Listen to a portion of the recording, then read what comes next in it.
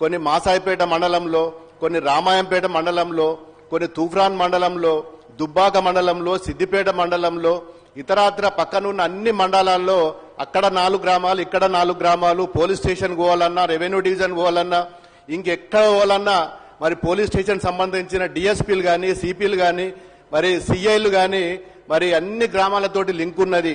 ఎక్కడ కూడా మరి దానికి పరిమితమైన మరి అధికారాలు లేక ఇబ్బంది పాలవుతున్నాం. మరి మొన్న గౌరవ ముఖ్యమంత్రి గారికి కూడా మాకు ఒక రెవెన్యూ డివిజన్ కావాలి, మరి చాలా సంవత్సరాల నుంచి మా ప్రజలు కోరుతుండ్రు అని చెప్పి మొన్న విన్నవించిన విషయం కూడా మీ అందరికీ తెలుసు. దయచేసి ఇది బర్నింగ్ ఇష్యూ.